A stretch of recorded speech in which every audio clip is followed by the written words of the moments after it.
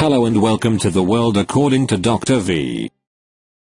As all signs indicate that Ted Cruz is getting ready for the 2016 presidential election, I thought it would be good to better understand who he is and where he's coming from. Well, Ted Cruz is a man of mysteries. Mystery number 1. Viva la revolución. 1957. Ted Cruz's father Rafael hails from Cuba, where he rebelled as a teenager against the Batista government and linked up with Castro's guerrilla. In 1957, at the age of 18, he leaves Cuba to arrive in Austin studying mathematics at the University of Texas. He later distances himself from the Castro regime and turns into a solid anti-communist. So, that must have been a different Texas and a different immigration policy. Just imagine what would happen today when a young man who fought a regime friendly to the US government and linked with a communist guerrilla would arrive on US soil. He might go straight to Cuba. Mystery number 2. Natural-born citizen 1970.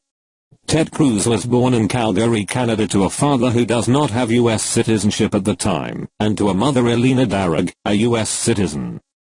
As per the US Constitution, no person except a natural-born citizen shall be eligible to the office of president. The applicable definition of a natural-born citizen is anyone born outside the United States, if one parent is an alien and as long as the other parent is a citizen of the US who lived in the US for at least 5 years. Cruz had dual citizenship until he renounced his Canadian citizenship and ceased to be a Canadian on the 14th of May, 2014. However, there may be some finer points in the natural-born citizenship case. For example, was he Canadian first, and what would this mean? I would like call on the constitutional scholars and citizen scientists, also known as birthers, to clarify his eligibility to become President of the United States of America. Mystery number 3. Finding the Lord, 1975. After his business and his second marriage had failed, Rafael Cruz moved from Canada to Houston, Texas.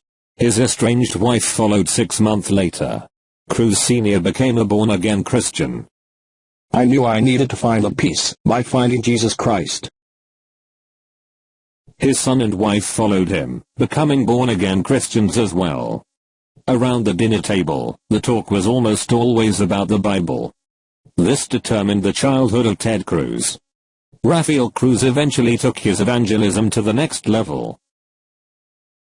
In the mid-80s, there was a big crash, and I had to close my business. I started to build a ministry as a sort of traveling preacher.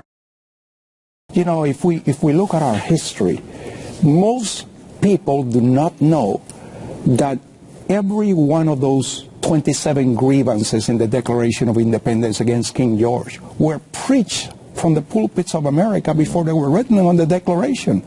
It was preachers that were the forerunners of the revolution. Mystery number 4.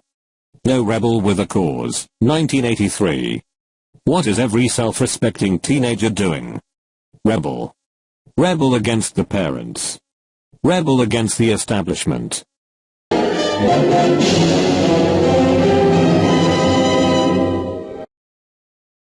At least listen to some rebel music. Let's see what was on the charts in 1983.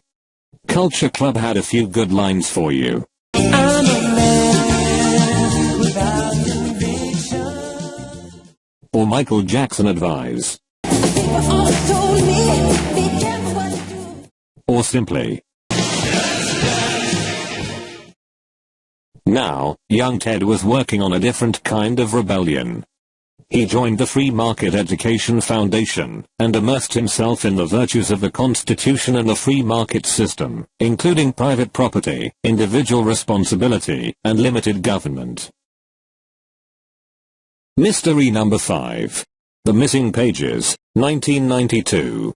Ted Cruz graduated with a BA from Princeton's Woodrow Wilson School of Public and International Affairs.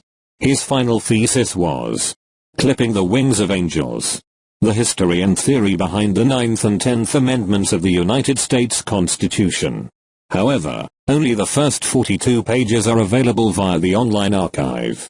The last 3 chapters, including the conclusions, are missing. Why are they missing? Are there dangerous secrets in those final 3 chapters? I would like to ask my viewers to investigate if there is a surviving paper copy at the Princeton Library and to report on the missing pages. I hope you enjoyed the Ted Cruz mysteries. Be alert. And stay tuned in, for more to come.